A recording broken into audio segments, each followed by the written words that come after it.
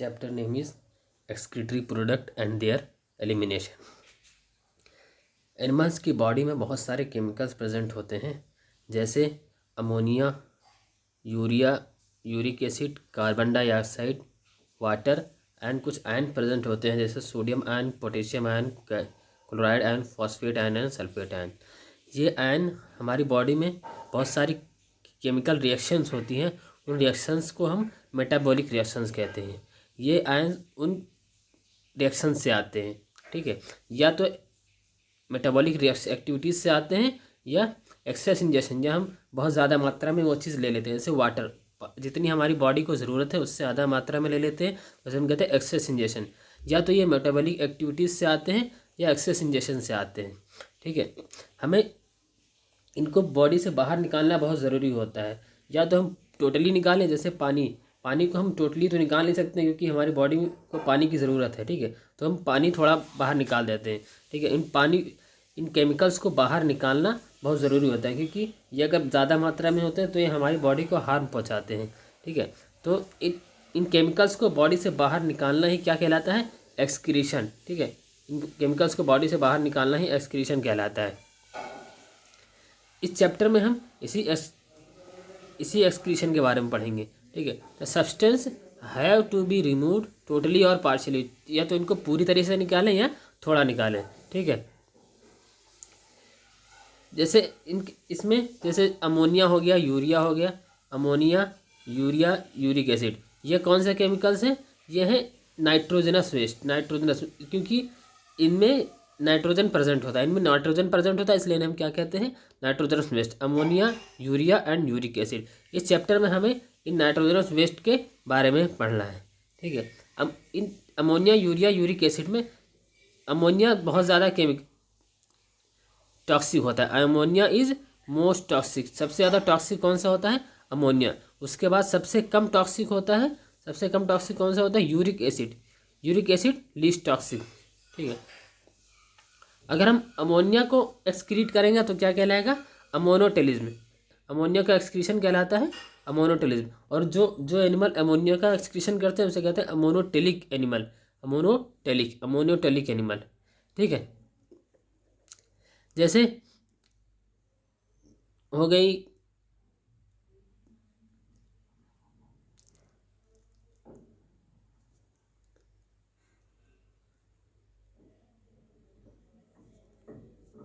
जो ammonotelic animal होते हैं वो अपने एक्सक्रीशन किससे करते हैं? ज़्यादातर गिल्स के थ्रू करते हैं, ज़्यादातर किससे करते हैं? गिल्स के थ्रू। फिर अमोनोटेलिक एनिमल कौन होते हैं? जो वाटर में पाए जाते हैं, जो ज़्यादातर वाटर में पाए जाएंगे वो अमोनोटेलिक होंगे, ठीक है। क्योंकि अमोनिया के एक्सक्रीशन के लिए हमें वाटर की ज़्यादा ज़रूरत होगी, तो वाटर कहाँ मिलेगा? जो एनिमल्स वाटर में पाए जाएंगे उनमें वाटर ज़्यादा होगा, ठीक है। और जो टेरेस्ट्रियल एडाप्टेशन होते हैं, ठीक है, जो वाटर में नहीं रहते हैं, वो क्या करते हैं? वो यूरिया या यूरिक एसिड निकालते हैं, एक्सक्रीट करते हैं। यूरिया यूरिक एसिड का फॉर्मेशन अमोनिया से ही होता है, ठीक है। यूरिया और यूरिक एसिड का फॉर्मेशन अमोनिया से ही होता है। जो यूरिया का एक्सक्रीशन करते हैं उसे हम यूरियोटेलिक कहते हैं। यूरियोटेलिक एनिमल में अमोनिया को यूरिया में कन्वर्ट किया जाता है, अमोनिया को यूरिया में कन्वर्ट किया जाता है। कहाँ पर? लीवर में। कहाँ पर? लीवर में कन्वर्ट कर दिया जाता है। अमोनिया को यूरिया में लीवर में कन्वर्ट कर दिया जाता है, ठीक है। उसके बाद बाहर निकाल दिया जाता है। और कुछ होते हैं यूरिकोटेलिक, जिनमें जो यूरिक एसिड का सिक्रेशन करते हैं वो क्या कहलाते हैं? यूरिकोटेलिक कौन से एनिमल्स होते हैं? रेप्टाइल्स हो गए, बर्ड्स हो गए, लैंड्स स्नेल्स हो गए और इंसेक्ट हो गए, ये यूरिकोटेलिक होते हैं। जो टेरेस्ट्रियल होंगे वो कहलाएंगे, जैसे टेरेस्ट्रियल फिशेज हो गए, terrestrial amphibians and marine fishes, ये क्या हो जाएंगे? यूरियोटेलिक। और रेप्टाइल्स, बर्ड्स, स्नेल, इंसेक्ट, ये क्या हो जाएंगे? यूरिकोटेलिक हो जाएंगे। देखो एक्वाटिक, देखिए aquatic amphibians and aquatic insects और बोनी फिशेज, ये क्या हो जाएंगे? अमोनोटेलिक। अमोनोटेलिक कौन से होंगे? Bony fishes, aquatic amphibians, aquatic insects ammonotelic हो जाएंगे। और टेरेस्ट्रियल एम्फीबियंस, मैरीन फिशेज, ये हो जाएंगे यूरियोटेलिक। और reptiles, birds, snail and insects, ये हो जाएंगे यूरिकोटेलिक, ठीक है। मैमल्स जो हम लोग हैं, हम लोग किस चीज़ का सिक्रेशन करते हैं? यूरिया का सिक्रेशन करते हैं, इसलिए हम यूरियोटेलिक हैं। ऐसे बहुत सारे एनिमल्स हैं, उनमें कौन कौन से एक्सक्रीटरी स्ट्रक्चर पाए जाते हैं? जैसे ज़्यादातर इन्वर्टिब्रेट्स में क्या होते हैं? ट्यूबुलर स्ट्रक्चर होता है, इसे हम किडनी कहते हैं, ठीक है। जैसे प्लेटी हेलमिंथीस जैसे फ्लेटवर्म या प्लेनेरिया, इनमें क्या पाया जाता है? प्रोटोनेफ्रीडिया पाया जाता है। एक्सक्रीटरी स्ट्रक्चर प्लेटी हेलमिंथीस का क्या होगा? प्रोटोनेफ्रीडिया या फ्लेम सेल्स कहेंगे। प्लेटी हेलमिंथीस या रोटीफर्स या कुछ एनिलिड्स और सिफेलोकॉर्डेट्स एम्फीबियस, इसमें कौन सा वो पाया जाएगा एक्सक्रीटरी स्ट्रक्चर? इसमें पाया जाएगा प्रोटोनेफ्रीडिया, ठीक है, प्रोटोनेफ्रीडिया या फ्लेम सेल्स। नेफ्रीडिया किसमें पाया जाता है? जैसे अर्थवार्म, नेफ्रीडिया किसमें पाया जाएगा? अर्थवार्म में या एनिलिड्स में। अर्थवार्म में या एनिलिड्स में क्या पाया जाएगा? नेफ्रीडिया।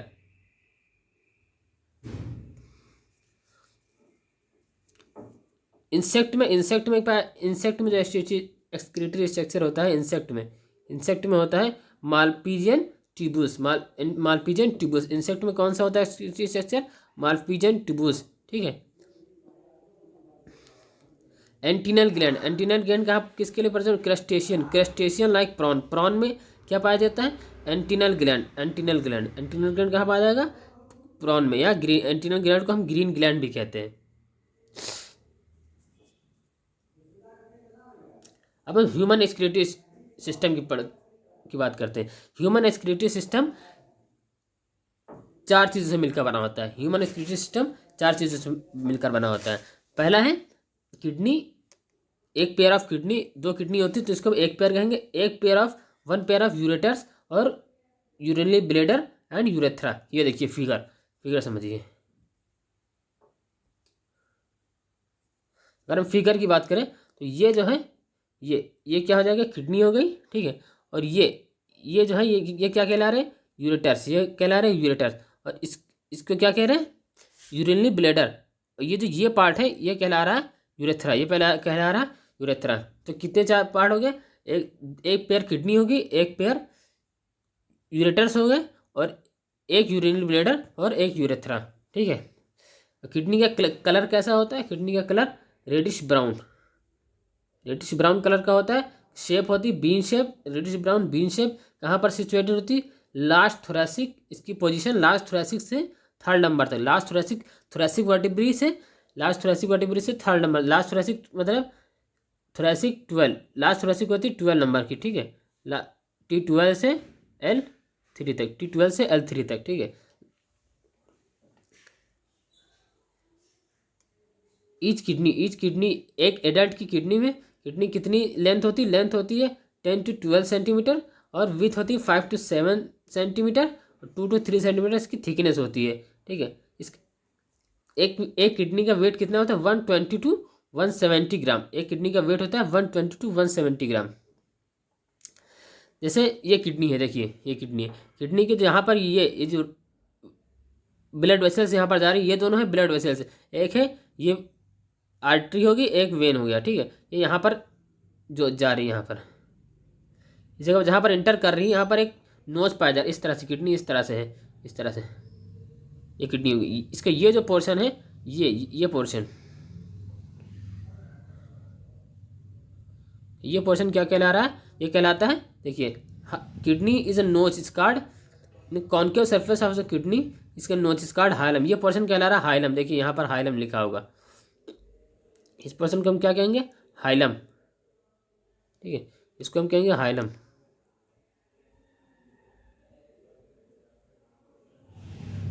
यह पोर्शन कहलाता है हाइलम, जहाँ पर यूरेटर्स ब्लड वेसल्स और नर्व्स इंटर करती हैं। जहाँ पर इंटर हो रही है, ठीक है, ब्लड वेसल्स इंटर हो रही है, उसे हम कहेंगे हाइलम।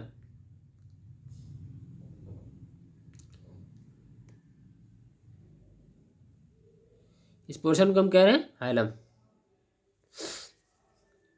हाइलम के अंदर ये देखिए, हाइलम के अंदर का पोर्शन, देखिए हम फिगर यहाँ पर दिखाया दे रहे हैं, नीचे में फिगर है, ये देखिए। इस पोर्शन जहाँ पर ये ब्लड वेसल्स इंटर कर रही हैं, उसको हम क्या कह रहे हैं? ये पोर्शन कहला रहा है, ये पोर्शन ये कहला रहा है हाइलम, ठीक है। ये हाइलम कहला रहा है। हाइलम के अंदर का पोर्शन, ये एरिया क्या कहलाता है? रीनल पेल्विस, रीनल पेल्विस, ठीक है, क्योंकि ये खाली जगह है जहाँ पर इस पोर्शन को हम क्या कह रहे हैं? Renal pelvis. उसके बाद ये किडनी दो भाग में बटी होती है, एक होती कॉर्टेक्स, एक होती मेडुला, ठीक है। ऊपर वाली ये कॉर्टेक्स है, अंदर वाली मेडुला है। मेडुला पिरामिड के रूप में इस तरह से पिरामिड के रूप में कॉर्टेक्स में धसी है, ठीक है, कॉर्टेक्स में धसी है। और ये बाहर जो निकला हुआ पार्ट है ये कहलाता है कैलिसेस, कैलिक्स, इसको हम कैलिक्स कहते हैं, कैलिक्स,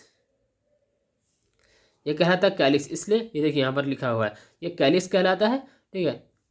और ये कॉर्टेक्स है और ये पोर्शन है मेडुला। मेडुला के, कॉर्टेक्स और मेडुला के बीच में जो ये खाली जगह है इसको हम कहते हैं कॉलम ऑफ बर्टनी, इसको हम क्या कहते हैं? कॉलम ऑफ बर्टनी, इसको हम कहते हैं कॉलम ऑफ बर्टनी।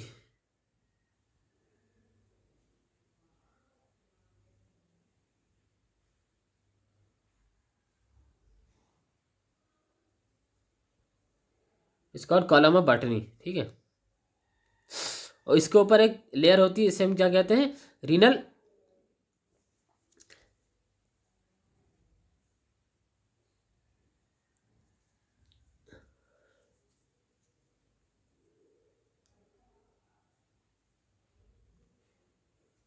ठीक है।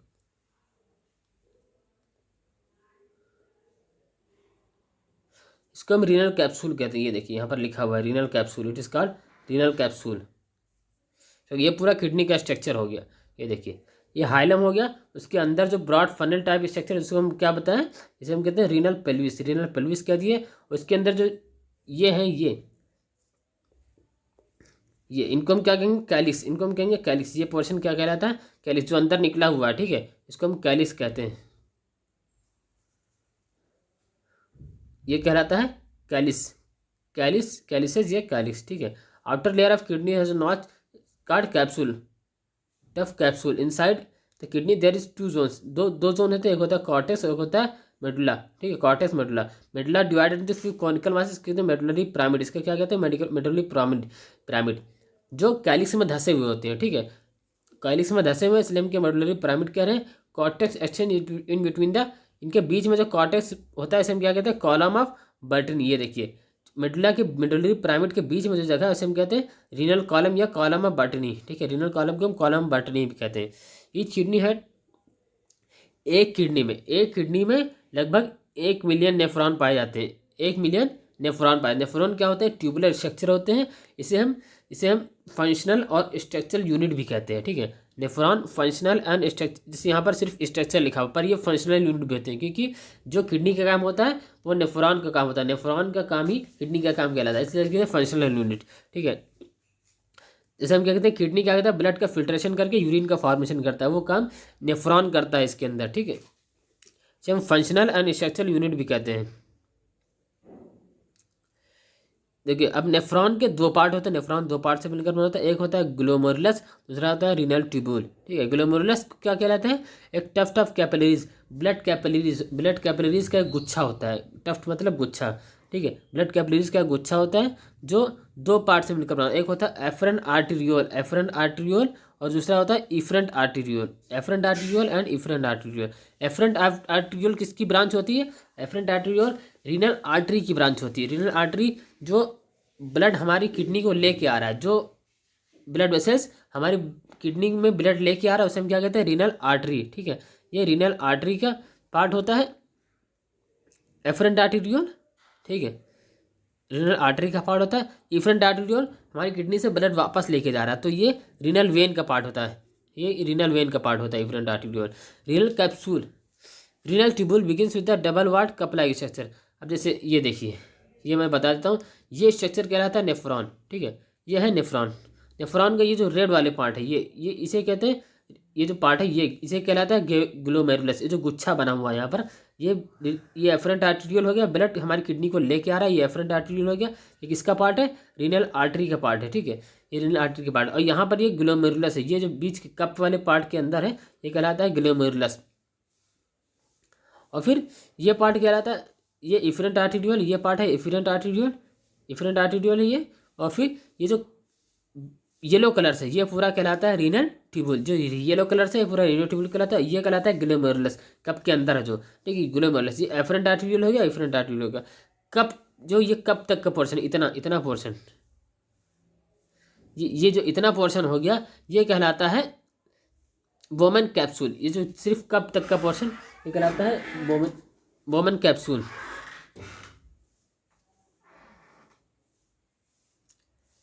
इतना पोर्शन बोमन कैप्सूल। देखिए real tubule begin the double ward cup like, इसकी डबल वार्ड होती है, जो कप लाइक स्ट्रक्चर है इसकी डबल वार्ड होती है, इसलिए इसको हम क्या कहते हैं, बोमन कैप्सूल। ठीक है, इसके अंदर ग्लोमेरुलस प्रेजेंट है, जो गुच्छा है इसे हम क्या कहते हैं, ग्लोमेरुलस। ये ब्लड वेसल्स का पार्ट है। एफरेंट आर्टरियोल ब्लड लेके आ रहा है, एफरेंट आर्टरियोल ब्लड बाहर लेके जा रहा है। ठीक है, ग्लोमेरुलस और ये बोमन कैप्सूल को मिला के ग्लोमेरुलस प्लस बोमन कैप्सूल कहलाता है। इसको हम क्या कहते हैं, मालपीजियन बॉडी। ग्लोमेरुलस और बोमन कैप्सूल को मिला के इतना पार्ट, ये जो इतना पार्ट है पूरा मिला के कहला रहे हैं, इसको हम क्या कह रहे हैं, इसको हम कहते हैं मालपीजियन बॉडी।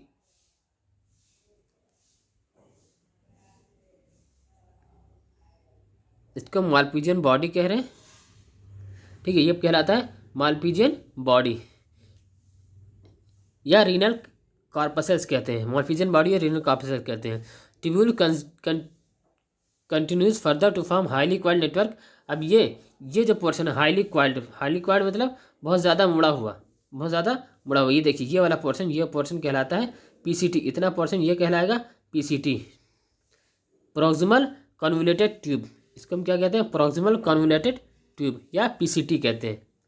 उसके बाद ये पोर्शन है येलो वाला, ये वाला पोर्शन, ये जो ऐसे आ रहा है, ठीक है, और ये ऐसे घूम के जा रहा है, इसको हम क्या कहते हैं, येलो पोर्शन, इसको हम क्या कहते हैं, ये कहलाता है हेलने लूप। इसको हम क्या कहते हैं, हेलने लूप।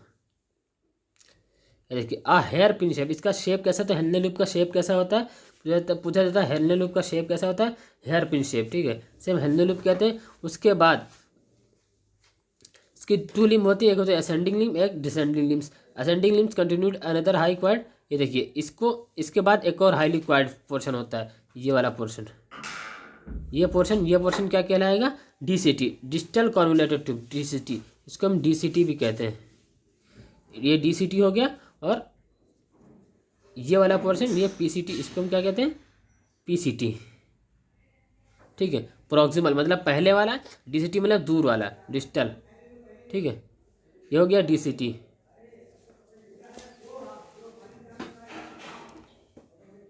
ये हो गया डीसीटी, डिजिटल कॉन्वोल्यूटेड ट्यूब। ठीक है, उसके बाद ये डीसीटी कहाँ पर जाता है, एक कलेक्टिंग डक्ट में जाता है। DCT of many nephron open, बहुत सारे नेफ्रॉन के डीसीटी अब कलेक्टिंग डक्ट में आ जाएंगे। ठीक है, लास्ट वाला पार्ट क्या कहलाता है, कनेक्टिंग डक्ट, जिसमें मालपीजियन कॉर्पसेल्स पीसीटी। ये देखिए ये Malpighian corpuscles PCT and DCT of nephron situated in the cortical. ये कहाँ पाए जाते हैं, कॉर्टेक्स रीजन में। जैसे मैंने बताया था किडनी के 2 पार्ट हैं, एक कॉर्टिकल रीजन, एक ये देखिए ये कॉर्टिकल रीजन हो गया और ये मेडुलरी रीजन हो गया। तो जो मालपीजियन कॉर्पसेल्स हैं, मालपीजियन कॉर्पसेल्स मीन्स ये Malpighian corpuscles PCT and DCT, ये कहाँ पर पाए जा रहे हैं, ये कॉर्टेक्स रीजन पाए जा रहे हैं। और हेलने लूप कहाँ पर पाया जा रहा है, ये पाया जा रहा है मेडुलरी रीजन में। Malpighian corpuscles PCT and DCT कहाँ पाए जाएंगे, कॉर्टिकल रीजन में, कॉर्टेक्स में पाए जाएंगे। और हेलने लूप प्रेजेंट होगा, लूप ऑफ हेलने, ये मेडुला में पाया जाएगा। बहुत सारे ज़्यादातर नेफ्रॉन में क्या होता है, हेलने लूप बहुत छोटा होता है। ठीक है, वेरी लिटिल इन में सच नेफ्रॉन्स कार्ड, उसको जिसमें हेलने लूप नहीं होता तो वो कॉर्टेक्स में, वो पूरा नेफ्रॉन ही कॉर्टेक्स में प्रेजेंट होता है, क्योंकि उसमें हेलने लूप है नहीं। तो क्या कहलाएगा, उसे हम कहते हैं कॉर्टिकल नेफ्रॉन, उसे हम क्या कहते हैं, कॉर्टिकल नेफ्रॉन। ठीक है, कुछ नेफ्रॉन्स में हेलने लूप बड़ा होता है, इसलिए इसे क्या कहते हैं, मेडुलरी, जक्स्टा मेडुलरी नेफ्रॉन। जिनमें हेलने लूप प्रेजेंट होगा उसे हम क्या कहेंगे, juxta medullary nephron, juxta medullary nephron.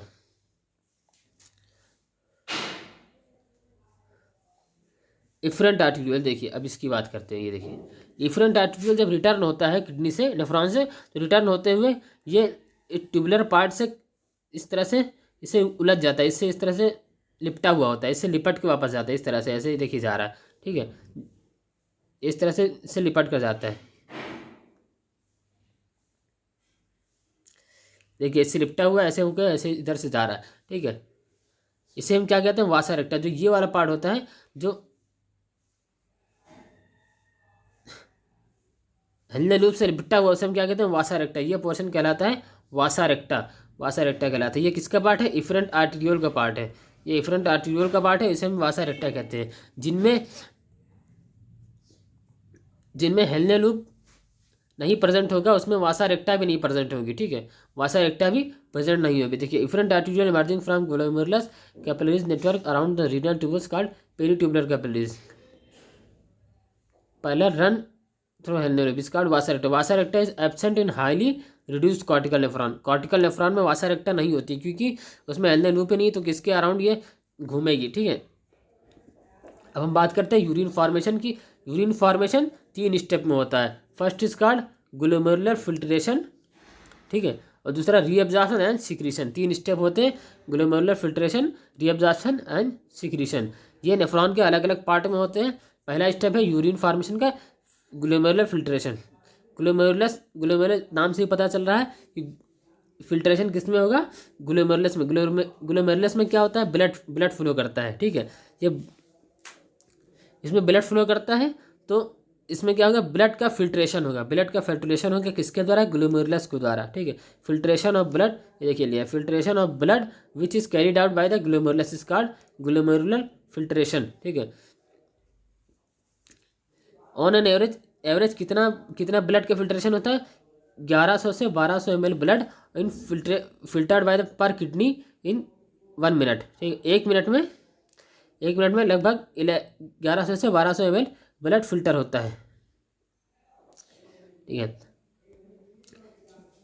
एक वेंट्रिकल, हार्ट का एक वेंट्रिकल कितना ब्लड पंप करता है, लगभग 5000 ml। 5000 मतलब 5000 ml ब्लड फ्लो पंप करता है, तो 1100 से 1200 ml कितना हो जाएगा, 1/5 of blood pump by ventricle, 1 ventricle, देखिए लिखा है लगभग 1/5 blood pump out by each ventricle heart 1 minute, ठीक है। Glomerular capillaries blood pressure cause filtration 3 layers.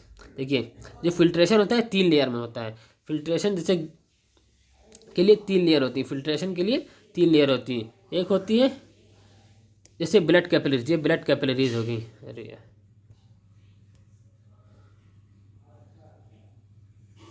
ये होगी ग्लोमेरुलस की ब्लड कैपिलरी, ठीक है। ये ब्लड कैपिलरी होगी, इसके अंदर क्या ब्लड फ्लो कर रहा है, ऐसे ब्लड फ्लो कर रहा है, ठीक है। और ये हो गया वोमेन कैप्सूल।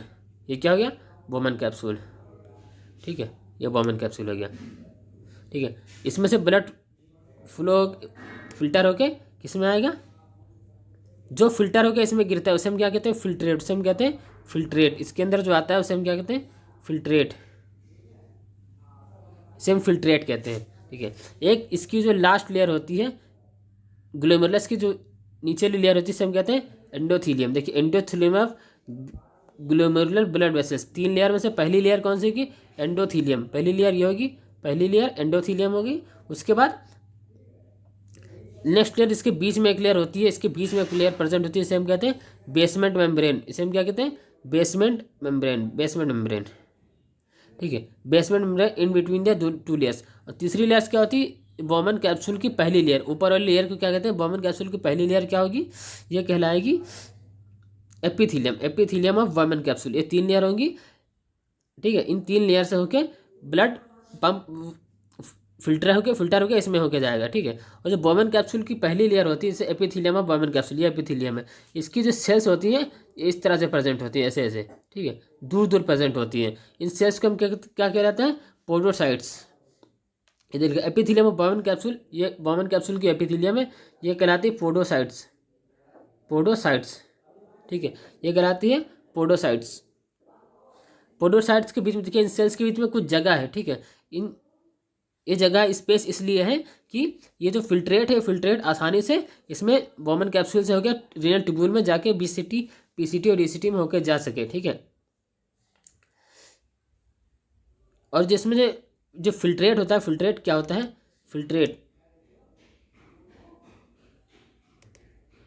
फिल्ट्रेट कहलाता है प्लाज्मा माइनस प्रोटीन। पूरा प्लाज्मा होता है, पर जब प्लाज्मा प्रोटीन होती है उसको निकाल दिया जाता है।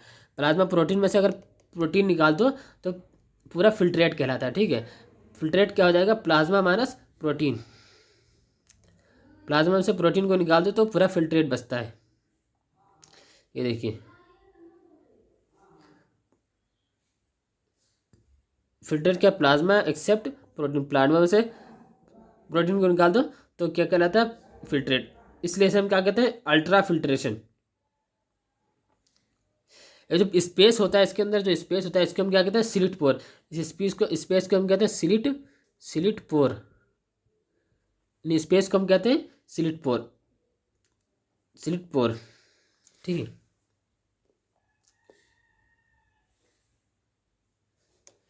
एक किडनी के द्वारा जो एक मिनट में जो फिल्ट्रेट बनता है, फिल्ट्रेट जो पास होता है एक मिनट में, जो फिल्ट्रेट फॉर्मेशन हुआ ग्लोमेरुलस से इसमें, ठीक है, इसमें जो फिल्ट्रेट पास हुआ बोमन कैप्सूल में एक मिनट में, उसे हम क्या कहते हैं, जीएफआर। उसे हम क्या कहते हैं, GFR. Amount of filtrate found by kidney पर minute is called GFR. Healthy human का कितना होता है, हेल्दी ह्यूमन का 125 ml पर मिनट। ठीक है, एक मिनट में कितना फिल्ट्रेट बनाएगा, फिल्ट्रेट एक मिनट में 125 ml बनाएगा एक हेल्दी ह्यूमन का। इट मीन्स एक घंटे में कितना, एक दिन में कितना हो जाएगा, एक दिन में हो जाएगा 180 लीटर। ठीक है, 180 लीटर पर डे बनाएगा। ये फिल्ट्रेट बहुत ज़्यादा होता है। ये फिल्ट्रेट इतना तो आदमी यूरिन पास नहीं करता है। ठीक है, तो इसके लिए अब इतना फिल्ट्रेट आदमी यूरिन पास नहीं करता, तो इसको फिर से क्या कहते हैं, रीअब्जॉर्ब किया जाता है। इसको इसमें से कुछ चीज़ें बहुत दोबारा रीअब्जॉर्ब की जाती हैं। ठीक है, उसे हम क्या कहते हैं, reabsorption. Comparison of volume of filtrate बहुत ज़्यादा बनता है, पर यूरिन जो पास होती है वो लगभग 1 से 1.5 लीटर यूरिन पास होती है। तो इसलिए 99% जो फिल्ट्रेट होता है वो रीअब्जॉर्ब कर लिया जाता है। Nearly 99% of filtrate has to reabsorb by the renal tubules. ठीक है, इसे हम रीअब्जॉर्प्शन कहते हैं।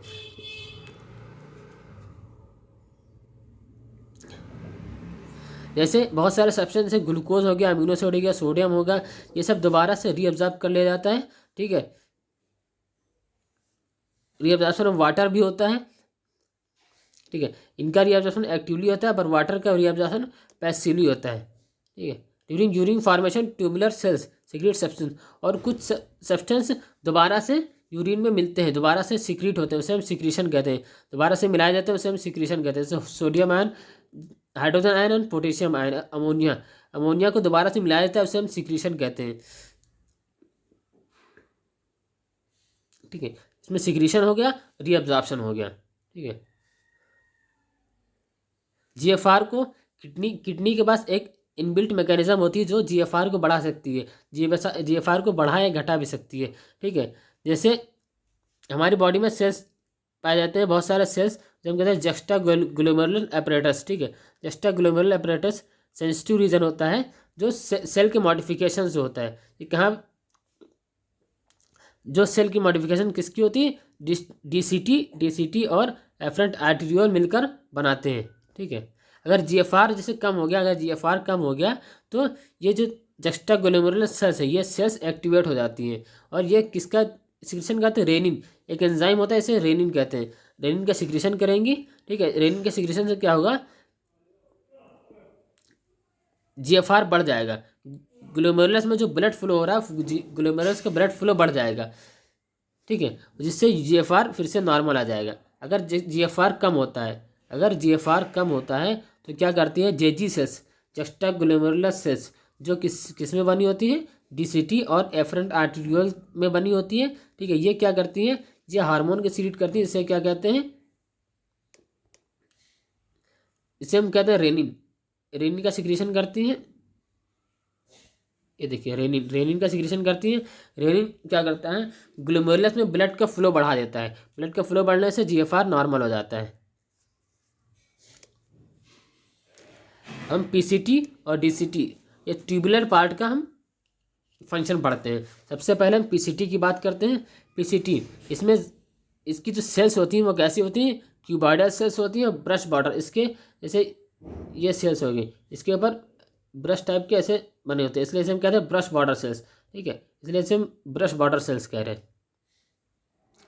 इसमें ज़्यादातर सारे न्यूट्रिएंट्स ये एब्जॉर्ब हो जाते हैं, 70 से 80% इलेक्ट्रोलाइट्स और वाटर रीअब्जॉर्ब जाते हैं इन दिस सेगमेंट। इसमें सिक्रीशन भी होता है। इसमें रीअब्जॉर्प्शन किसका होगा? 70 से 80% वाटर एंड इलेक्ट्रोलाइट्स का। और सिक्रीशन किसका होगा? हाइड्रोजन आयन का और अमोनिया का। इसमें सिक्रीशन भी होगा। और एब्जॉर्प्शन SCO3- का भी एब्जॉर्प्शन होगा। ठीक है, सेकंड है हेल्ने लूप। हेल्ने लूप में एब्जॉर्प्शन कम होता है। ठीक है, असेंडिंग लिम्स। हेल्ने लूप में दो लिम्स होती हैं, जैसे ये हेल्ने लूप हो गया, ये हेल्ने लूप हो गया, ठीक है, ये हेल्ने लूप बना है। ठीक है, इसको क्या कहेंगे? Descending limbs. ठीक है, और ये होगा असेंडिंग लिम्स, ये हो गया असेंडिंग लिम्स। ठीक है, ये डिसेंडिंग लिम्स, ये असेंडिंग लिम्स। देखिए असेंडिंग लिम्स में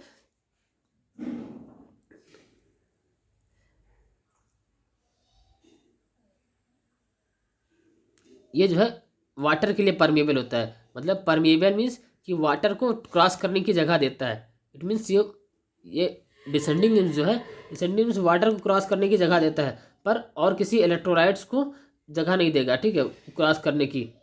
और ये जो है ये सोडियम आयन के लिए, NaCl के लिए, सोडियम आयन या NaCl के लिए परमेबल होता है। ये NaCl के परमेबल होता है और ये वाटर के लिए परमेबल होता है। तो इसमें क्या होगा? ये वाटर को क्रॉस करने की जगह दे सकता है और ये NaCl को क्रॉस करने की जगह दे सकता है। ठीक है, देखिए डिसेंडिंग लिम्स ऑफ हेल्ने loop is permeable to water. Descending limbs किसके लिए परमेबल है? वाटर के लिए। ठीक है, and impermeable to electrolytes. This concentrate the filtrate as move down. जैसे ये इसमें से फिल्ट्रेट नीचे आता है तो इसमें से वाटर बाहर निकल जाता है, जिससे फिल्ट्रेट का कंसनट्रेशन बढ़ जाता है। ठीक है, कंसनट्रेशन फिल्ट्रेट का बढ़ जाता है। और इलेक्ट्रोलाइट्स को, असेंडिंग लिम्स में क्या होता है? Electrolytes, sodium ion, electrolytes sodium हो गया, क्लोराइड हो गया आयन, ये आयंस को बाहर निकलने देता है। ये इलेक्ट्रोलाइट्स के लिए परमेबल होता है, ये असेंडिंग लिम्स, और इसमें से आयंस बाहर निकल जाते हैं। ठीक है, allow transport electrolytes actively, concentrated filtrate pass upward. ठीक है, गेट डाइल्यूटेड पासेज इलेक्ट्रोलाइट्स मेटली। इसमें देखिए, ठीक है, इसमें ये याद रखना है, डिसेंडिंग लिम्स वाटर के लिए परमेबल होगा और असेंडिंग लिम्स इलेक्ट्रोलाइट्स के लिए परमेबल होगा। इसमें से वाटर बाहर पास हो सकता है, इसमें से इलेक्ट्रोलाइट्स बाहर पास हो सकते हैं। बस DCT की बात करें तो DCT कंडीशनल रीअब्जॉर्प्शन करें। रीअब्जॉर्प्शन होगा पर कंडीशन के हिसाब से, कि ज़रूरत है तब रीअब्जॉर्प्शन होगा, वरना नहीं होगा। ठीक है, सोडियम आयन और वाटर का। ठीक है, ये SCO3- का भी रीअब्जॉर्प्शन करता है और सिलेक्टिव सिक्रीशन करता है hydrogen ion and potassium ion का, और NH3 और अमोनियम आयन का। ठीक है, ये देखिए हम बात करते हैं, ये फिगर PCT की बात करें, ये PCT है, ये पोर्शन PCT है। PCT क्या कर रहा है?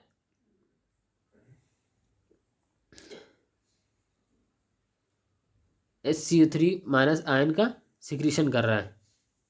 SCO3- आयन का, देखिए NaCl आयन का जो इस ट्यूब्यूल से बाहर निकल रहा है। ट्यूब्यूल से बाहर निकलना क्या कहलाता है? रीअब्जॉर्प्शन। मतलब ट्यूब्यूल में जो आ गया है फिल्ट्रेट, उसमें से और चीज़ दोबारा से निकाली जा रही है, क्योंकि ये बहुत ज़्यादा मात्रा में फिल्ट्रेट बन गया। इतना ज़्यादा मात्रा में आदमी यूरिन पास नहीं करता है, तो इसके लिए फिल्ट्रेट को बाहर निकाला जा रहा है इस ट्यूब्यूल से। ठीक है, तो इसमें से किस इसको हम कहते हैं रीअब्जॉर्प्शन। अगर कोई चीज़ हम फिल्ट्रेट में मिलाएंगे, ट्यूब्यूल में डालेंगे, तो उसे कहेंगे सिक्रीशन, और जो फिल्ट्रेट से बाहर निकालेंगे उसे कहेंगे रीअब्जॉर्प्शन। देखिए अगर हम यहाँ बात करें PCT में क्या होता है? इलेक्ट्रोलाइट्स और वाटर का रीअब्जॉर्प्शन होता है, SCO3- का भी एब्जॉर्प्शन होता है, हाइड्रोजन आयन और अमोनियम आयन का सिक्रीशन होता है। ठीक है, ये देखिए SCO3- का reabsorption, hydrogen ion and ammonium ion, hydrogen ion and ammonium ion का क्या हो रहा है? सिक्रीशन हो रहा है। और electrolyte sodium chloride, SCO3- and H2O water का क्या हो गया? न्यूट्रिएंट्स का, इसका रीअब्जॉर्प्शन हो रहा है। ठीक है, और यहाँ पर DCT में देख लीजिए, DCT क्या कर रहा है? DCT सोडियम क्लोराइड आयन मतलब सोडियम आयन का रीअब्जॉर्प्शन, इस सबका रीअब्जॉर्प्शन और वाटर का भी रीअब्जॉर्प्शन, SO3 माइनस का भी reabsorption. Potassium ion and hydrogen ion, hydrogen ion के क्या हो रहा है, सिक्रीशन हो रहा है, इसका सिक्रीशन हो रहा है, ये देखिए यहाँ पर लिखा हुआ है, ठीक है। DCT में क्या हो रहा है, SCO3 minus selective hydrogen ion and potassium ion, hydrogen ion, potassium ion and ammonium ion का सेलेक्टिव सिक्रीशन होगा।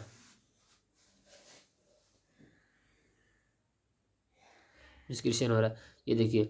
जो डिसेंडिंग लिम्स की बात की थी हेल्ने लूप में, हेल्ने लूप में डिसेंडिंग लिम्स वाटर के लिए परमेबल होता है, वाटर इसमें से बाहर निकलता है। और असेंडिंग लिम्स किसके लिए परमेबल होता है, आयंस के लिए, आयंस के लिए, जैसे सोडियम आयन के लिए, क्लोराइड आयन के लिए, तो ये NaCl के फॉर्म में बाहर निकल रहा है, इसमें से वाटर बाहर निकल रहा है कि ये कंसनट्रेट हो जाए, और इसमें से NaCl बाहर निकल रहा है कि ये डाइल्यूट हो जाए, ठीक है। नीचे की तरफ कंसनट्रेशन ज़्यादा होना चाहिए, ऊपर की तरफ डाइल्यूट ज़्यादा होना चाहिए, ठीक है। ऊपर की तरफ डाइल्यूट ज़्यादा होना चाहिए, नीचे की तरफ कंसनट्रेट ज़्यादा होना चाहिए, इससे ऑस्मोलैरिटी बनी रहती है। ऑस्मोलैरिटी मतलब कंसनट्रेशन बना रहता है, ठीक है। अब करेक्टिंग डेट की बात करें, ये कहाँ पर पाया जाता है, कॉर्टेक्स में प्रेजेंट होता है, ये देखिए कॉर्टेक्स में प्रेजेंट होता है, ठीक है। कॉर्टेक्स से इनर मेडुला की तरफ, कॉर्टेक्स में भी प्रेजेंट होता है, मेडुला में प्रेजेंट होता है। Large amount of water could be reabsorb, इसमें से एब्जॉर्प्शन किसका होता है, वाटर के लिए वाटर का रीअब्जॉर्प्शन होता है कि जितना हो सके उतना कंसनट्रेट यूरिन फार्मेशन हो सके, यूरिन का फार्मेशन ज़्यादातर कंसनट्रेट हो, ठीक है। इसमें जो स्मॉल अमाउंट में यूरिया भी रीअब्जॉर्ब कर ली जाती है, स्मॉल अमाउंट ऑफ यूरिया भी रीअब्जॉर्ब कर ली जाती है, ठीक है, जिससे ऑस्मोलैरिटी बनी रहती है। ऑस्मोलैरिटी मतलब नंबर ऑफ आयंस, ठीक, नंबर ऑफ आयंस को एकदम मेंटेन रखा जाता है, इसलिए इसे ऑस्मोलैरिटी कहते हैं। ये करेक्टिंग डेट पीएच का भी और आयनिक बैलेंस को भी बनाए रखता है।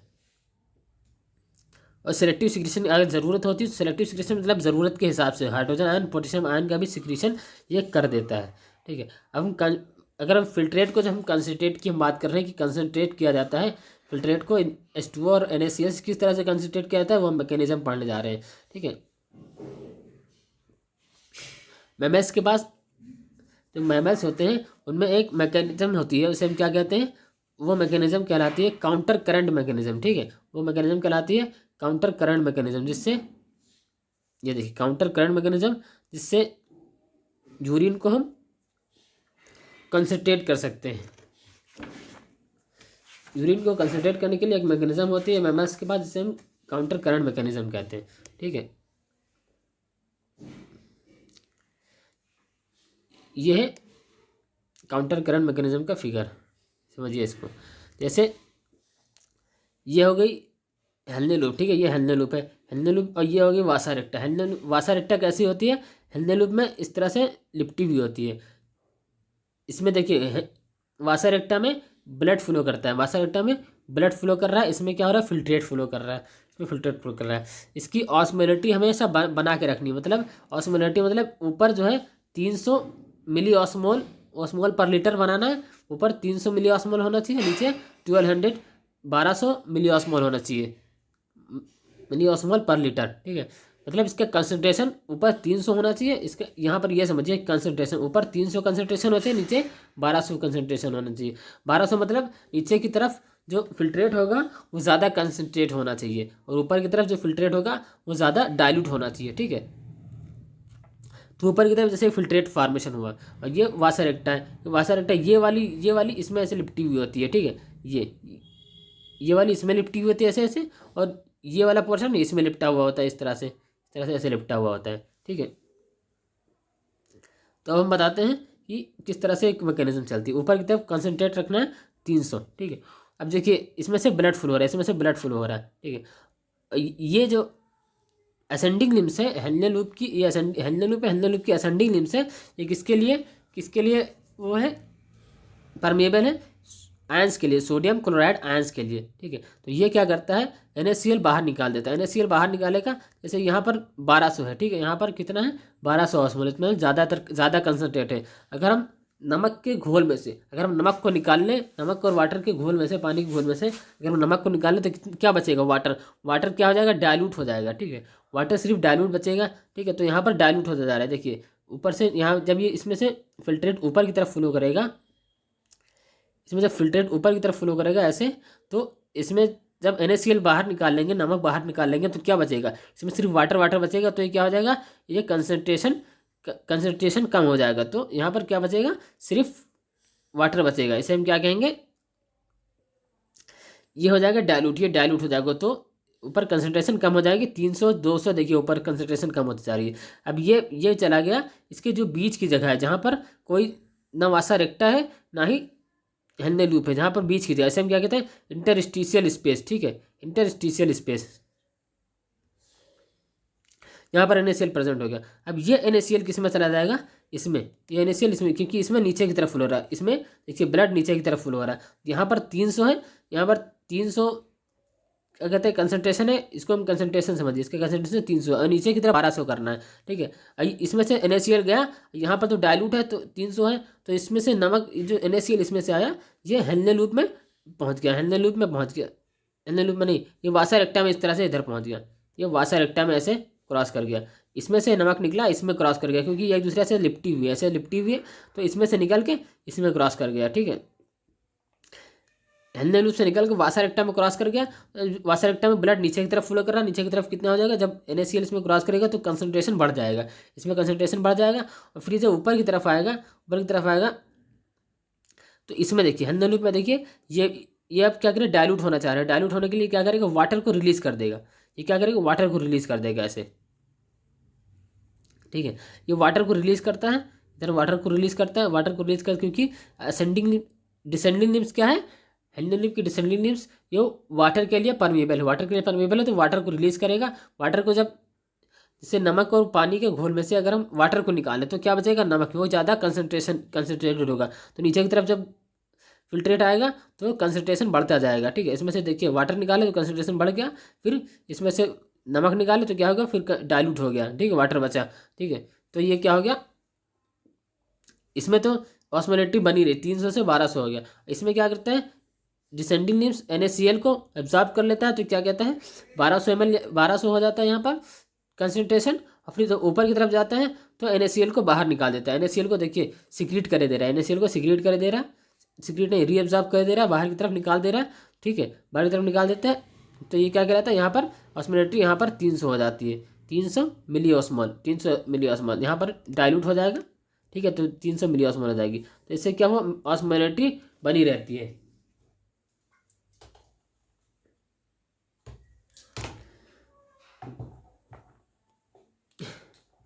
अब हम इसको यहाँ रिटर्न वाला पढ़ लेते हैं। ठीक, mammals have the ability to produce concentrate urine, concentrate urine बनाने का एक मैकेनिज्म है। इसमें क्या किस किस का रूल होता है,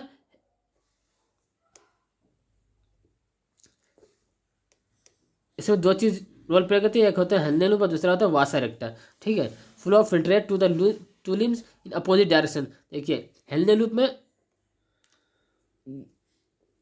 ये हेल्ने लूप में इधर से नीचे से ऊपर जा रहा है, इसमें वासा रेक्टा में ऊपर से नीचे ऐसे आ रहा है उल्टा। ठीक है, तो इसमें अपोजिट डायरेक्शन में फिल्ट्रेट का फ्लो हो रहा है। ठीक है, हेल्ने लूप में अपोजिट डायरेक्शन में फिल्ट्रेट का फ्लो हो रहा है। ठीक है, flow of blood through the two limbs of vasa recta, vasa रेक्टा में कैसे फ्लो हो रहा है, इसको हम क्या कहते हैं, काउंटर करंट, दोनों में अपोजिट डायरेक्शन में फ्लो हो रहा है, इसलिए हम क्या कहते हैं, काउंटर करंट मैकेनिज्म। ठीक है, देखिए इसमें क्या होता है, ऑस्मोलेटिव को मेंटेन करना होता है, increase the osmolality inner medulla, medulla की तरफ ऑस्मोलेटिव बढ़नी चाहिए और कॉर्टेक्स की तरफ ऑस्मोलेटिव कम होनी चाहिए। 300 से 300 कितना होगा, 300 मिली ऑस्मोल पर लीटर किसमें होगा, कॉर्टेक्स में होगा, 1200 मिली ऑस्मोल पर लीटर किसमें होगा, मेडुला में होगा। ठीक है, इसमें NaCl, यूरिया, ये क्या कहते हैं, ज़्यादा मेन रोल पूरा करते हैं। असेंडिंग लिम्स ऑफ हेल्ने loop which exchange descending limbs of vasa recta, ascending limbs of हेल्ने लूप जो NaCl का एक्सचेंज करता है किससे, descending limbs of vasa recta से। ठीक है, NaCl टर्न द देखिए इंटरस्टिशियम स्पेस, इंटरस्टिशियम स्पेस जो दोनों के बीच का जो स्पेस होता है उसे इंटरस्टिशियम कहते हैं। ठीक है, मतलब NaCl का दोनों यहाँ पर एक्सचेंज कर दे रहे हैं, यहाँ से NaCl निकल रहा है और इसमें चला जा रहा है, तो क्या हो गया, NaCl का एक्सचेंज हो रहा है दोनों में। ठीक है, इसलिए हम इस मैकेनिज्म को क्या कहते हैं, काउंटर करंट मैकेनिज्म। इससे क्या हो रहा है, यूरिन का कंसंट्रेशन बढ़ रहा है, यूरिन का कंसंट्रेशन बढ़ रहा है। Such interstitial gradient help in the easy passage of water from collecting tubule. Human kidney can produce urine nearly four, देखिए कितना कितना ज़्यादा कंसनट्रेट, जितना फिल्ट्रेट पहले बना होता है, फिल्ट्रेट जितना कंसनट्रेशन बना होता है उससे 4 गुना ज़्यादा कंसनट्रेट जो यूरिन आदमी पास करता है, एक ह्यूमन पास करता है, तो वो 4 गुना ज़्यादा कंसनट्रेट यूरिन पास करता है फिल्ट्रेट से, फिल्ट्रेट से 4 गुना ज़्यादा कंसनट्रेट यूरिन पास करता है। ठीक है, अब हम रेगुलेशन की बात करें, किडनी के फंक्शन का रेगुलेशन किससे होता है, हार्मोनल फीडबैक मैकेनिज्म से। हार्मोनल एक मैकेनिज्म होता है, इसे हम कहते हैं हार्मोनल फीडबैक मैकेनिज्म। ठीक है, इसमें क्या होता है, hypothalamus, JGA cells and heart ये काम करते हैं। ठीक है, हमारी बॉडी में कुछ रिसेप्टर्स पाए जाते हैं, हम क्या कहते हैं, ऑस्मो रिसेप्टर्स। उन रिसेप्टर्स को हम क्या कहते हैं, ऑस्मो रिसेप्टर्स। जैसे ही हमारी बॉडी के ब्लड के वॉल्यूम में जैसे ही चेंज होगा, ब्लड वॉल्यूम में अगर चेंज होगा, यानी कंसंट्रेशन में चेंज होगा, तो ऑस्मो रिसेप्टर्स तुरंत एक्टिवेट हो जाते हैं। ठीक है, ऐसे अगर हम बॉडी फ्लूइड, जैसे हम यूरिन का ज़्यादा पास हो गया, यूरिन हमारी बॉडी से ज़्यादा पास हो गई, तो बॉडी में फ्लूइड कम हो गया। बॉडी फ्लूइड के कम होने से excessive loss of body fluid from body can activate this osmo. अगर हम बॉडी से ज़्यादा अगर हमसे यूरिन पास हो गया, तो क्या होता है, ऑस्मो रिसेप्टर्स तुरंत एक्टिवेट हो जाते हैं। एक्टिवेट होने से क्या हो जाता है, ऑस्मो रिसेप्टर्स के एक्टिवेट होने से ये सिग्नल भेजते हैं हाइपोथैलेमस को। ऑस्मो रिसेप्टर्स सिग्नल कहाँ भेजेंगे, हाइपोथैलेमस। हाइपोथैलेमस क्या करता है, हाइपोथैलेमस जो ग्लैंड है वो क्या करती है, एडीएच का सिक्रीशन करती है, या वैसोप्रेसिन, एडीएच या वैसोप्रेसिन के सिक्रीशन करती है। अब एडीएच क्या करेगा, जो ट्यूबुलर पार्ट है, ट्यूबुलर पार्ट जैसे डीसीटी और collecting ducts, later part of tubules, later part of tubules मतलब जो नेफ्रॉन का जो लेटर पार्ट है, दूर वाला पार्ट है, जैसे डीसीटी और कलेक्टिंग डक्ट, इनसे क्या करता है, रीअब्जॉर्प्शन करवाता है किसका, वाटर का। जिससे ज़्यादा ब्लड पास हो गया, मतलब यूरिन पास हो गया, तो क्या करता है, डीसीटी से रीअब्जॉर्प्शन करवाता है किसका, वाटर का रीअब्जॉर्प्शन करवाएगा। इससे डाईयूरेसिस डिजीज होती है, ज़्यादा यूरिन पास होने से बॉडी में पानी की कमी होती है, इससे हम क्या कहते हैं, डाईयूरेसिस। ठीक है, इससे क्या होगा, डाईयूरेसिस बच जाएगा। ये क्या करते हैं, डीसीटी और कलेक्टिंग डक्ट से क्या करेगा, वाटर का रीअब्जॉर्प्शन करवाएगा। ये एक हो गया। ठीक है, और दूसरा क्या होता है, अगर हम बॉडी फ्लूइड में ज़्यादा, अगर हमारी बॉडी में बॉडी फ्लूइड ज़्यादा हो गया, ठीक है, तो बॉडी फ्लूइड ज़्यादा हो गया, ज़रूरत से ज़्यादा हो गया, जैसे पानी बॉडी में ज़्यादा हो गया, तो क्या करता है, ऑस्मोरेटर जब बराबर हो जाता है, ठीक है, ऑस्मोरेटर में तब बंद हो जाते हैं, और एडीएच भी बंद हो जाता है। एडीएच क्या करता है, किडनी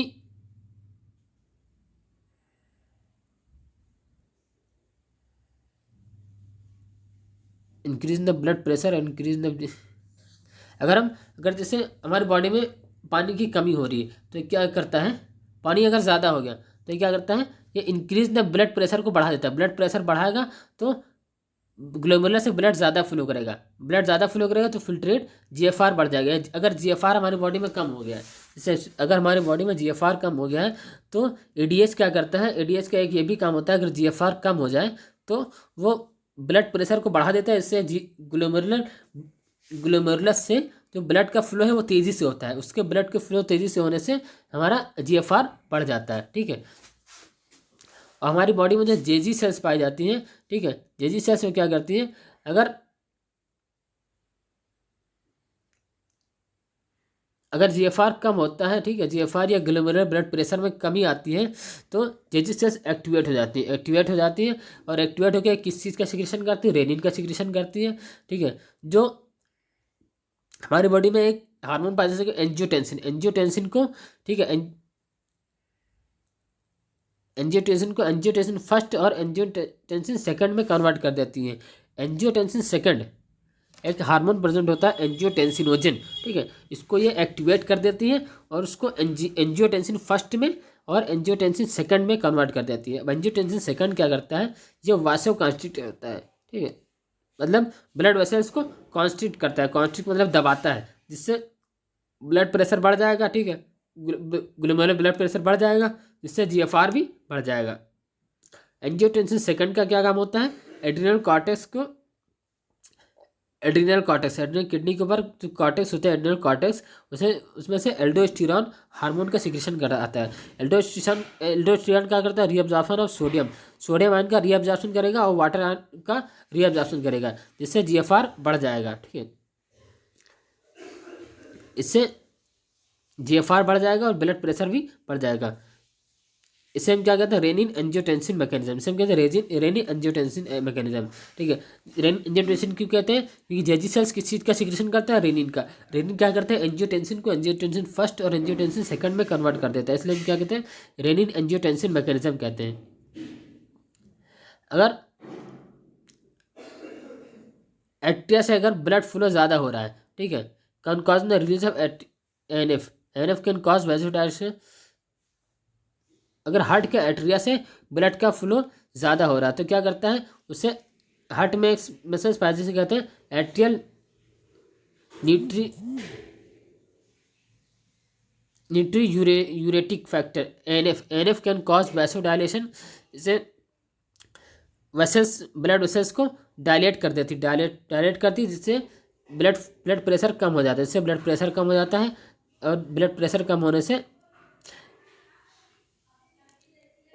कम होने से जीएफआर कम हो जाता है। ठीक है, एनएफ का काम होता है रेनिन एंजियोटेंसिन मैकेनिज्म पे को चेक करना मतलब ये एनएफ हमेशा रेनिन एंजियोटेंसिन मैकेनिज्म के उल्टा होता है। जैसे ये क्या करते हैं, रेनिन एंजियोटेंसिन मैकेनिज्म अगर जीएफआर कम होता है तो उसको बढ़ा देता है। ठीक है, और ये एनएफ क्या करता है, जीएफआर अगर बढ़ता है तो उसको कम कर देता है। ठीक है, ये चेक करता है, रेनिन एंजियोटेंसिन मैकेनिज्म पे चेक करता है एनएफ। ठीक है, मिक्सचुरेशन। अब है मिक्सचुरेशन क्या होता है, यूरिन को बॉडी से बाहर निकालना क्या कहलाता है, micturition. Urine formed by the nephron is ultimately carried out by urinal bladder where stored, थोड़ी देर के लिए स्टोर होता है। ठीक है, यूरिनल ब्लैडर में थोड़ी देर के लिए यूरिन स्टोर होगा, उसके बाद जब यूरिन फिल हो जाएगा, जब पूरा फिल हो जाएगा, यूरिनल ब्लैडर जब फिल हो जाएगा, भर जाएगा, ठीक है, तो वो एक सिग्नल भेजता है सीएनएस को, सेंट्रल नर्वस सिस्टम को एक सिग्नल भेजेगा। वो सिग्नल दोबारा से जब इसके ऊपर आएगा, ठीक है, signals to give by the central nervous system इसको एक सिग्नल भेजता है। ये signal initiated by stretching the, देखिए ये है यूरिनल ब्लैडर, इसके ऊपर कुछ सेल्स पाई जाती हैं। ठीक है, यूरिनल ब्लैडर के ऊपर सेल्स पाई जाती हैं, रिसेप्टर्स पाए जाते हैं। ठीक है, इसे हम क्या कहते हैं, स्ट्रेच रिसेप्टर्स। ये देखिए स्ट्रेच रिसेप्टर्स पाए जाते हैं। ये क्या करते हैं, ये सिग्नल भेजते हैं सीएनएस को, सीएनएस दोबारा से सिग्नल भेजता है कि आप यूरिन को अब दोबारा से बाहर पास कर सकते हैं। CNS pass the motor message. ये पहले सीएनएस को क्या भेजेंगे, सिग्नल भेजेंगे। अब सीएनएस क्या करेगा, एक मोटर सिग्नल भेजेगा, मैसेज भेजेगा। मैसेज किसको भेजेगा, इसके अंदर जो स्मूथ मसल्स होती हैं, इसमें कुछ स्मूथ मसल्स की बनी होती है। ठीक है, स्मूथ मसल्स को मैसेज भेजेगा कि आप कॉन्ट्रैक्ट करें। ठीक है, उसको कॉन्ट्रैक्ट करने के लिए मैसेज भेजता है कि कॉन्ट्रैक्ट करें, और कॉन्ट्रैक्ट करने से क्या होता है, ये यूरेथ्रा है, यूरेथ्रा के ऊपर एक स्पिक्चर पाया जाता है, इसे कहते हैं यूरेथ्रल स्पिक्चर। रिलीज ऑफ, इससे यूरेथ्रल स्पिक्चर रिलीज हो जाता है। ठीक है, इससे यूरिन बाहर पास होता है। यूरिन पास होने को क्या कहते हैं, मिक्सचुरेशन। एंड मिक्सचुरेशन में क्या होता है, न्यूरल मैकेनिज्म होता है। ये कैसा होता है, न्यूरल मैकेनिज्म, इसलिए कहते हैं मिक्सचुरेशन रिफ्लेक्स। इसके हम क्या कहते हैं, micturition reflex.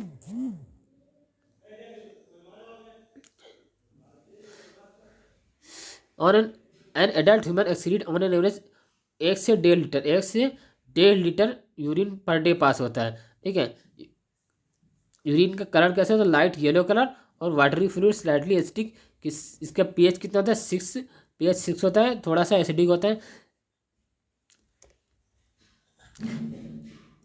On an average 25 से 30 gram of urea excreted out per day, 25 से 30 gram of urea excreted out per day. ठीक है, various condition can affect the characteristics order as well as malfunctioning of the kidney. For example, say अगर urine में urine में अगर glucose का present होता है, जैसे बहुत सारी डिजीज होती है, जैसे अगर यूरिन में अगर ग्लूकोज प्रेजेंट है तो उसे क्या कहते हैं, ग्लाइकोसीमिया डिजीज को कहते हैं ग्लाइकोसूरिया। ग्लाइकोसूरिया अगर कीटोन बॉडीज प्रेजेंट होती है उसे कहते हैं कीटोसूरिया। ठीक है, ये कीटोसूरिया ग्लाइकोसूरिया कीटोसूरिया अगर होती है तो इससे क्या होता है, डिजीज होती है डायबिटीज़ मेलिटस, डायबिटीज़ हो सकती है। अगर प्रेजेंट है तो उसको उसमें डायबिटीज़ हो सकती है उस ह्यूमन में। एक्सक्रीशन में बहुत सारे अदर ऑर्गन भी हेल्प करते हैं, जैसे लंग्स हो गया, लंग्स किसका एक्सक्रीशन करता है, CO2 का एक्सक्रीशन करेगा। लीवर भी एक्सक्रीशन में मदद करते हैं, स्किन भी एक्सक्रीशन में मदद करती है। एसिडिटी वेस्ट जैसे लंग्स रिमूव द CO2, देखिए लंग्स किसका एक्सक्रीशन करेंगे, CO2 का। ठीक है, और वाटर का भी थोड़ा सा वाटर भी एक्सक्रीट होता है लंग्स से। लीवर क्या होता है, हमारी बॉडी की लार्जेस्ट ग्लैंड है। ठीक है, एक इस चीज़ का सिक्रेशन करती है, बाइल का सिक्रेशन करती है, जैसे बिलीरुबिन, बिलीवर्डिन, कोलेस्ट्रॉल। ठीक है, इनका सिक्रेशन करती है। स्किन से किसी का सिक्रेशन होता है, स्वेट या सिबेशियस। स्किन में सिबेशियस ग्लैंड प्रेजेंट होती है जो सब्सटेंस जैसे NaCl कंटेन। स्वेट में क्या होता है, NaCl प्रेजेंट होता है और वाटर प्रेजेंट होता है। ठीक है, स्मॉल अमाउंट ऑफ यूरिया भी प्रेजेंट होता है और लैक्टिक एसिड भी प्रेजेंट होता है स्वेट में। ठीक है,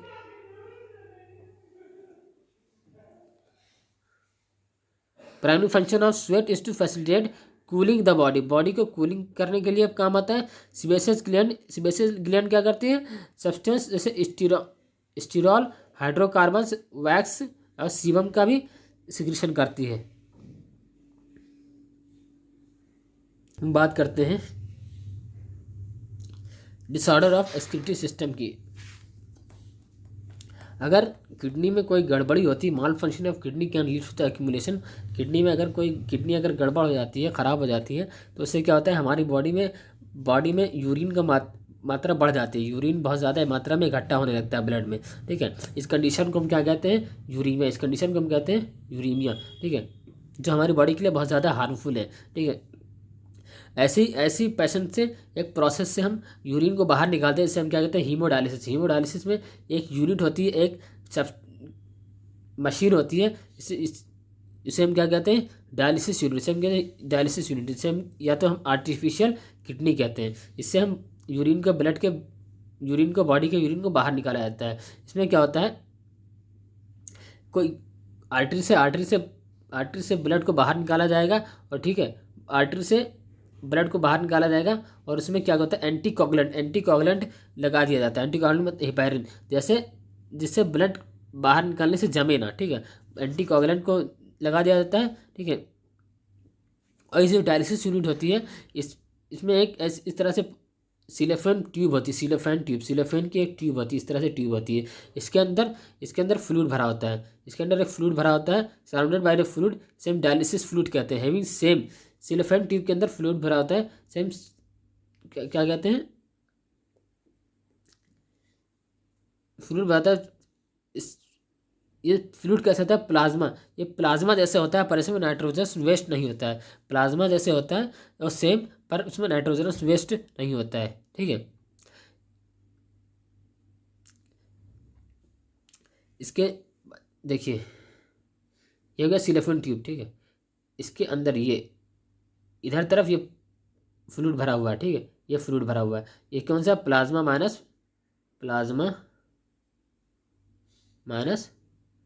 से क्या है, इसमें नाइट्रोजनस वेस्ट नहीं है, नाइट्रोजनस वेस्ट बाहर है, नाइट्रोजनस वेस्ट नहीं है। ठीक है, और इसमें से ब्लड फ्लो हो रहा है। इसमें से जो बॉडी का ब्लड है वो इसके अंदर से, ट्यूब के अंदर से ऐसे फ्लो हो रहा है। ट्यूब के अंदर से जब ब्लड फ्लो होगा, ठीक है, तो जो कंसंट्रेशन ग्रेडियंट की वजह से जो नाइट्रोजनस वेस्ट है वो उस सिलोफेन ट्यूब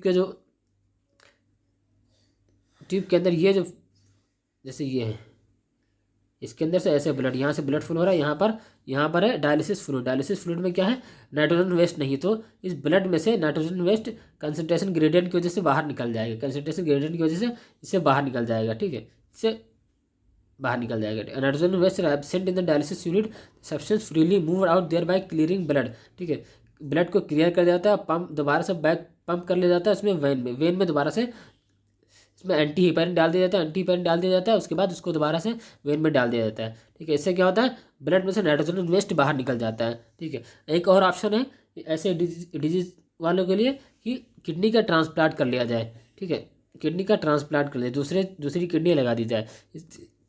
इसका करेक्शन का रेट बहुत कम है। ठीक है, अगर किडनी फेल हो जाए, किडनी काम करना ही बंद कर दिया जाए, तो उसके लिए क्या कहते हैं, किडनी ट्रांसप्लांट होता है। किडनी ट्रांसप्लांट के लिए एक डोनर होना चाहिए जो उसके क्लोजली रिलेटिव होना चाहिए, क्लोजली रिलेटिव। ठीक है, जिससे जिससे जो रिजेक्शन का चांस हो, बॉडी का इम्यून सिस्टम जिसे सेल्फ और नॉन सेल्फ में पहचान कर सकता है। इससे क्या कहते हैं, रिजेक्शन का चांस कम हो। ठीक है, रिजेक्शन का चांस कम हो। एक होता है रीनल कैल्कुलाई। रीनल कैल्कुलाई क्या होती है, किडनी में जो स्टोन हो जाता है, स्टोन का फॉर्मेशन। ठीक है, उसे क्या कहते हैं, रीनल कैल्कुलाई। ठीक है, ये किस तरह से क्रिस्टलाइन साल्ट का होता है, जैसे ऑक्जेलेट साल्ट का बना होता है, ऑक्जेलेट साल्ट का बना होता है, जो स्टोन होता है ऑक्जेलेट साल्ट का बना होता है। एक होता है ग्लोमेरुलर नेफ्राइटिस। अगर ग्लोमेरुलस में इन्फ्लामेशन हो जाए, ग्लोमेरुलस में अगर किसी तरह का इन्फ्लामेशन हो जाए तो उसे क्या कहते हैं, ग्लोमेरुलर नेफ्राइटिस। यहाँ पर चैप्टर एंड होता है।